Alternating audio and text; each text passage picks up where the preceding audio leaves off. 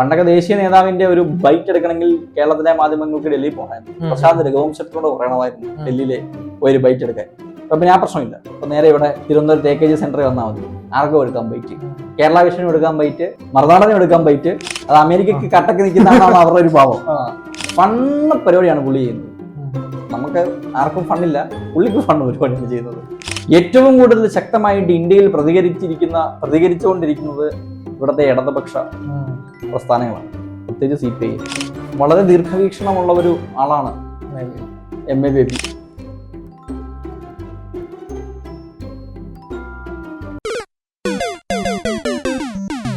ഈ എപ്പിസോഡിൽ നമുക്ക് പ്രധാനമായിട്ട് സംസാരിക്കാനുള്ളത് രണ്ട് വിഷയമാണ്.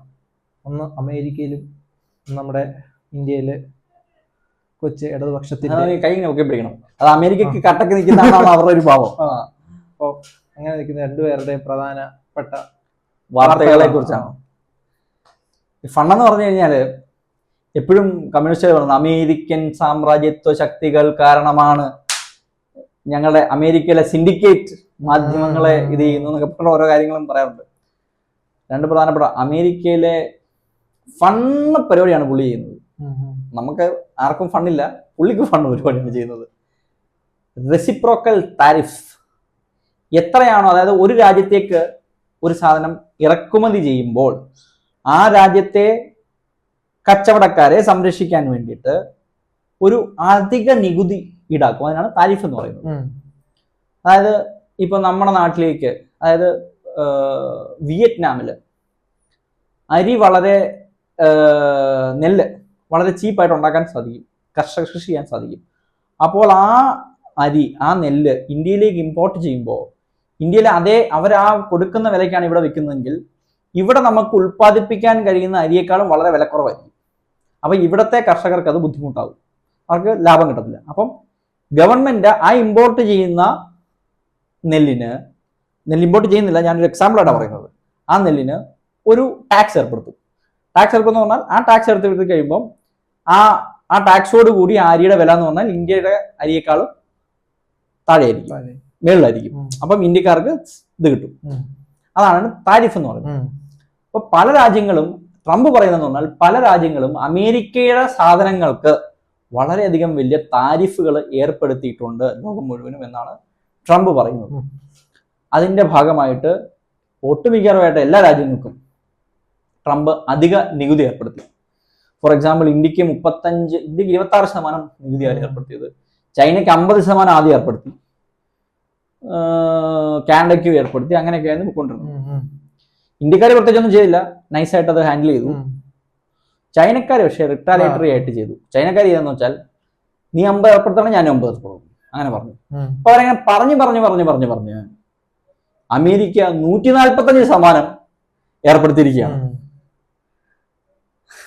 താരിഫ് ചൈനയുടെ ഉണ്ടാക്കി. ചൈന തിരിച്ച് 125. സിമ്പിളായിട്ട് ഒരു മനുഷ്യന് മനസ്സിലാകുന്ന രീതിയിൽ പറയുകയാണെങ്കിൽ, ചൈനയിൽ ഉണ്ടാക്കുന്ന ഒരു ഐഫോൺ, ചൈനയിലാണോ ഉണ്ടാക്കുന്നത്, ചൈനയിൽ ഉണ്ടാക്കാറുണ്ട്, ഇന്ത്യയിൽ ഇപ്പോൾ ഉണ്ടാക്കാറുണ്ട്, ചൈനയിൽ ഉണ്ടാക്കുന്ന ഒരു ഐഫോൺ അമേരിക്കയിൽ എത്തുമ്പോൾ 1 ലക്ഷം രൂപയാണ് ഡോളർ നടക്കുന്നത്. 1 ലക്ഷം രൂപ തന്നെ കൂട്ടുക, 1 ലക്ഷം രൂപയാണ് അതിന്റെ വിലയെങ്കിൽ അമേരിക്ക ചിലപ്പോൾ ഒരു $1000 ആയിരിക്കും, അല്ലെങ്കിൽ $1200 ആയിരിക്കും.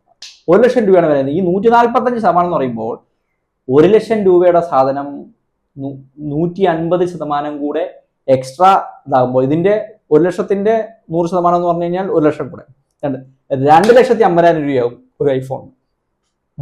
മനസ്സിലായോ? അത്രയും വില കൂടുതലാണ് വരാൻ പോകുന്നത് അമേരിക്കയിലെ ആൾക്കാർക്ക്. ചൈന, ഇന്ത്യയിൽ കുഴപ്പമില്ല. ഇനി ഇന്ത്യയിൽ നിന്നാണ് ഈ ഐഫോൺ ഇറക്കുമതി ചെയ്യുന്നതെങ്കിൽ 1 ലക്ഷം രൂപയ്ക്ക് നിർമ്മിക്കുന്ന 1,10,000 രൂപ കൊടുത്താൽ മതി. അതാണ് താരിഫ്. ആ താരിഫാണ് ട്രംപ് കട്ടയ്ക്ക് അടിച്ചുകൊണ്ടിരിക്കുന്നത്. ട്രംപ് പറയുന്നതെന്ന് പറഞ്ഞാൽ ഞങ്ങളെ ചതിക്കുകയാണ് നിങ്ങളെല്ലാവരും, ഞങ്ങളുടെ സാധനങ്ങൾക്ക് അവിടെ 100% താരിഫ്. അത് അമേരിക്കയിലുള്ള ഹാർലി ഡേവിഡ്സൺ ബൈക്ക് 3 ലക്ഷം രൂപയ്ക്കുള്ള ഹാർലി ഡേവിഡ്സൺ ബൈക്ക് ഇന്ത്യയിൽ വരുമ്പോൾ 6 ലക്ഷം രൂപയാണ്, അല്ലെങ്കിൽ 10 ലക്ഷം രൂപയാണ്. അത് പറ്റത്തില്ല. നിങ്ങളുടെ TVS സ്കൂട്ടി ഞങ്ങൾ ഇവിടെ എടുക്കുമ്പോൾ അത് ആ പൈസക്ക് തന്നെയാണ് എടുക്കുന്നത് എന്നാണ് ട്രംപ് പറയുന്നത്. അത്രേ ഉള്ളൂ ട്രംപിന്റെ ലോജിക്ക്. അപ്പൊ പുള്ളി പറയുന്ന എല്ലാവരും 0-0 ആയിരിക്കണം. അങ്ങനെയാണെങ്കിൽ എല്ലാവർക്കും പറ്റും. പക്ഷെ ഒരു വളർന്നു വരുന്ന എക്കണോമിയിൽ വികസിത രാജ്യത്തിന്റെ ഫെസിലിറ്റീസ് ഇല്ലാത്തത് കൊണ്ട് ഒരു പ്രശ്നം വരുന്നത്. അതിന് വേണ്ടിയിട്ടാണ് താരിഫുകൾ ഏർപ്പെടുത്തുന്നത്. അതാണ് അതിനൊരു കാര്യം. ഇതിനെതിരെ ഏറ്റവും കൂടുതൽ ശക്തമായിട്ട് ഇന്ത്യയിൽ പ്രതികരിച്ചുകൊണ്ടിരിക്കുന്നത് ഇവിടുത്തെ ഇടതുപക്ഷ പ്രസ്ഥാനങ്ങളാണ്, പ്രത്യേകിച്ച് CPIM-ന്റെ പുതിയ ക്യാപ്റ്റൻ എന്ന് വിളിക്കാൻ പറ്റുമെന്ന് അറിയത്തില്ല, ക്യാപ്റ്റൻ വേറെ ഉണ്ടല്ലോ. CPIM-ന്റെ പുതിയ സാരഥി ശ്രീ MA ബേബിയാണ് അവരുടെ ദേശീയ ജനറൽ സെക്രട്ടറി. സീതാറാം യെച്ചൂരി മരണപ്പെട്ടതിന് ശേഷം അത് പ്രകാശ് കാരാട്ടിന് താൽക്കാലികമായിട്ട് കൊടുത്തിരുന്നു. അതിപ്പം MA ബേബിയുടെ കയ്യിലെത്തിയിരിക്കുകയാണ്. ദേശീയ സമ്മേളനം മധുരയിൽ നടന്ന അവരുടെ സമ്മേളനത്തിൽ അദ്ദേഹത്തെ തിരഞ്ഞെടുത്ത് പുതിയ പോളിറ്റ് ബ്യൂറോയും പുതിയ സെൻട്രൽ കമ്മിറ്റിയും ഒക്കെ ഏറ്റെടുത്ത് ചെയ്തിരിക്കുകയാണ്.